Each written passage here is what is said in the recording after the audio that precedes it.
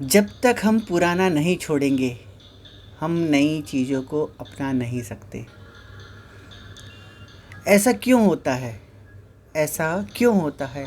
ऐसा लोगों को क्यों तकलीफ़ होती है जब किसी की कुर्सी या किसी का ओहदा या किसी की ताकत छीनी जा रही हो? लाज़मी है उसको तकलीफ़ होना। गुड मॉर्निंग दोस्तों, आनंद खंडेलवाल आप सभी का फिर से स्वागत करता है आज के इस छोटे से प्रसंग में। जो प्रसंग इस प्रकार है, एक बार मैं अपने मामा के यहाँ गया हुआ था। मामा का घर थोड़ा गांव देहात में था, तो सबसे पहले मुझे अपने घर से दूसरी जगह पर जाने के लिए ट्रेन पकड़ना पड़ता था। ट्रेन के बाद मुझे बस लेते हुए उसके नियर बाय गांव जाना पड़ता था, और उस कस्बा के पहुंचने के लिए फिर बैलगाड़ी या साइकिल का इस्तेमाल होता था, या चाहो तो 3 किलोमीटर पैदल जा सकते हो। तो मैं बैलगाड़ी से बैठ के जा रहा था। एकदम मध्यम मध्यम हवा चल रही थी। अपना जो उस ज़माने का पुराना हॉटस्पॉट कैमरा होता है, उसमें 110 की रील डलती थी। उससे उस मनोरम दृश्य के फ़ोटो लिए जा रहा था। और कभी कभी आज के जैसे मोबाइल में सेल्फ़ी लेते हैं, वैसे मैं सेल्फ़ी लेने की भी कोशिश करता, मगर मैं जब भी ऐसी कोशिश करता और रील धुलवा के वापस आता था तो मुझे निराशा ही मिलती थी। कभी वो सेल्फ़ी अच्छी आई ही नहीं थी। हम खींचते कुछ थे, हो कुछ जाता था। तो खैर वो तो बात अलग है। जैसे तैसे मैं मामा के घर पहुंचा, तो वहाँ पे रात हुई। हम सब बरामदा में बैठे हुए थे। हल्की हल्की छींटें आ रहे थे, तो कोई भी उठते ना हुए हम फिर भी बैठे बैठे उस पर बात कर रहे थे। मगर जब हम बात कर रहे थे, मैंने पाया कि वहाँ पे जो मामा जी के यहाँ कुत्ता था ना, वो बीच बीच में कूं कूं कूं करता। मैं बातचीत से मेरा कंसंट्रेट टूटते जा रहा था।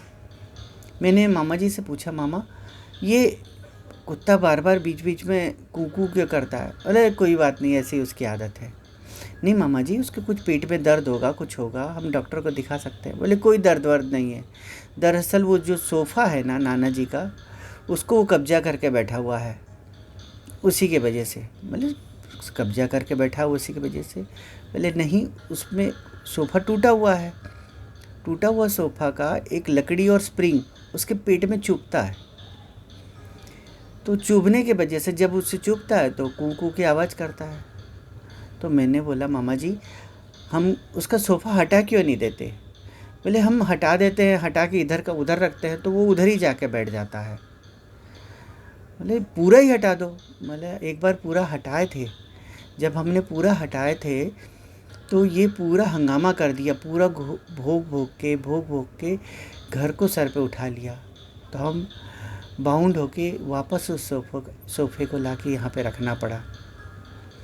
तो दोस्तों, कहने का मतलब ये है कि हमारे साथ भी ऐसा ही कुछ थोड़ा थोड़ा होते रहता है। जैसे कुत्ते को वो सोफ़ा मिला हुआ था नाना जी का, तो हमें कोई भी ओहदा मिला हुआ होता है, तो हम वो सोफ़े को छोड़ नहीं पाते, और हम उस चीज़ों को लेके रोते भी रहते हैं। कई बार क्या होता है, हमारे पास कोई बिजनेस है, हम बिजनेस कर भी रहे हैं और रो भी रहे हैं, इसमें कमाई नहीं हो रही है, इसमें ये नहीं हो रहा है, वो नहीं हो रहा है। कोई कहता है छोड़ दे ये बिजनेस, कुछ और कर ले। हम पूछते तो हैं कि क्या करूं, मगर उसकी बात कभी अपनाते नहीं। फिर भी हम उसी में ही लगे रहते हैं। हमें वही करने में अच्छा लगता है। हमें वो जो हल्की फुल्की चुभन है, वो हमारी आदत पड़ी हुई है।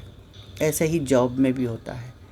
किसी को कोई ओहदा मिल जाता है, किसी को कोई कुर्सी मिल जाती है, और उसकी कुर्सी छीनी जा रही हो तो उसके बहुत तकलीफ़ होती है। वो उस कुर्सी पे बैठे बैठे रोते रहता है, इसमें इतनी मुश्किलें हैं, ऐसा है वैसा है, मालिक बहुत काम कराता है, इतने सारे लोगों को झेलना पड़ता है। मगर जब उससे कुर्सी छोड़ देने की बात होती है तो वो और जकड़ के बैठ जाता है। ऐसा ही नेता लोगों भी करते हैं। जो कुर्सी उनके हाथ में आ गई कभी वो छोड़ने की कोशिश ही नहीं करते। अब बात आई एक्चुअल हमारे रिलेशन की। हमारे रिलेशन में भी ऐसी छोटी मोटी तकलीफ़ें होती रहती है। हमें लगता है कि नहीं इतनी तकलीफ़ें हैं, मैं घर छोड़ के चले जाऊँ, मैं ये कर दूँ वो कर दूँ, मगर हम ऐसा कर नहीं पाते। हम ऐसा तब आखिरी में करते हैं जब वो सोफे का लकड़ी या स्प्रिंग हमारा पेट ना फाड़ दे, हमारा खूनम खून ना कर दे। तो क्या हम वाकई उस पल तक हमें इंतज़ार करना चाहिए कि हमें तकलीफ़ हमारे सर के ऊपर जाने लगे? हमें क्या उस सोफे में लगे हुए स्प्रिंग या उस कील को उखाड़ के अलग नहीं करना चाहिए? बिल्कुल करना चाहिए। तो हम करते क्यों नहीं? क्योंकि हमें भी मज़ा आते रहता है और वक्त ही नहीं रहता कि हम उस चीज़ को हम सुधार लें, सुधार के कुछ अच्छा कर लें, मगर हम रोते ही रहते हैं, रोते ही रहते हैं। तो दोस्तों, आप लोगों का क्या कहना है? आप किस चीज़ का रोना रो रहे हैं? अगर आप रो रहे हैं तो उसे छोड़ दीजिए, और अगर नहीं छोड़ना है तो रोना बंद कीजिए। दोनों चीज़ करने की कोई ज़रूरत नहीं है। अगर आपको प्रसंग अच्छा लगा हो, कमेंट्स और लाइक कर दीजिए, और शेयर और सब्सक्राइब की आप सभी से मुझे बहुत उम्मीद रहती है। अंत में वही, अगर आप वही कर रहे हैं जो सब कर रहे हैं तो आपको वही मिलता है जो सबको मिल रहा है। पर आप जब वो कर रहे हैं जो कोई नहीं कर रहा है तो आपको वो मिलता है जो किसी को नहीं मिला है। बहुत बहुत धन्यवाद, बहुत बहुत आभार। वंदे मातरम।